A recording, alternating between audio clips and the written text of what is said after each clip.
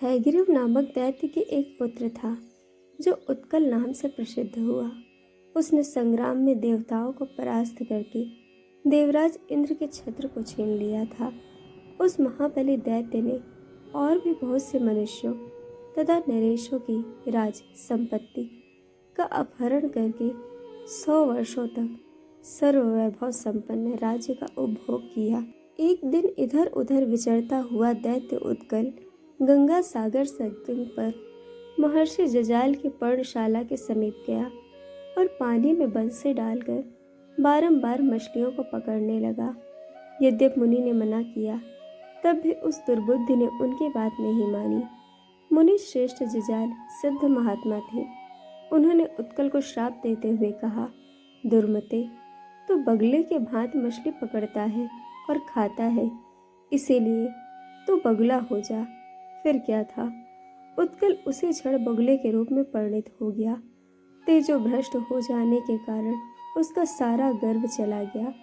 उसने हाथ जोड़कर मुनि को प्रणाम किया और उनके चरणों को पकड़कर कहा, मुनि, मैं आपके प्रचंड तपोबल को नहीं जानता था।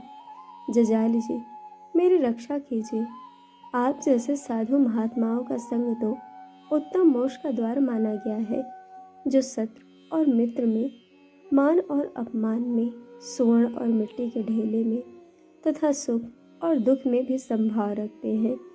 वे आप जैसे महात्मा ही सच्चे साधु हैं। मुनि, इस भूतल पर महात्माओं के दर्शन से मनुष्यों का कौन सा मनोरथ नहीं पूरा हुआ। ब्रह्मपद, इंद्रपद, सम्राट का पद तथा योग सिद्धि सब कुछ संतों की कृपा से सफल हो सकते हैं। मुनि श्रेष्ठ जजाल, आप जैसे महात्माओं से लोगों को धर्म, अर्थ और काम की प्राप्ति हुई है। साधु पुरुषों की कृपा से तो साक्षात पूर्ण ब्रह्म परमात्मा भी मिल जाता है। उत्कल की विनय युक्त बात सुनकर जजाल मुनि प्रसन्न हो गए। उन्होंने उत्कल से कहा, वैवस्वत मनवंतर प्राप्त होने पर जब 28वें द्वापर का अंतिम समय बीतता होगा, उस समय भारतवर्ष के माथुर जनपद में स्थित ब्रजमंडल के भीतर साक्षात परिपूर्णतम भगवान श्री कृष्ण वृंदावन में गोवत्स चराते हुए विचरेंगे। उन्हीं दिनों तुम भगवान श्री कृष्ण के हाथों से मृत्यु पाकर उनमें लीन हो जाओगे।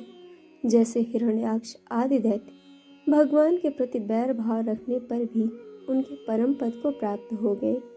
इस प्रकार वकासुर रूप में परिणित हुआ उत्कल दैत्य जजाल के वरदान से भगवान श्री कृष्ण के लय को प्राप्त हुआ, जिसे त्रेता युग में श्री कृष्ण के मामा कंस ने उनके वध के लिए भेजा था और भगवान श्री कृष्ण ने वकासुर का वध करके उसे परम गति प्रदान की थी।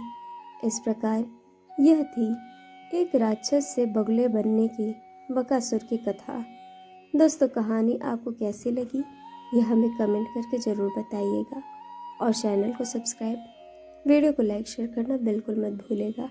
वीडियो देखने के लिए आप सभी का बहुत बहुत धन्यवाद। जल्द मिलेंगे एक और नए वीडियो के साथ।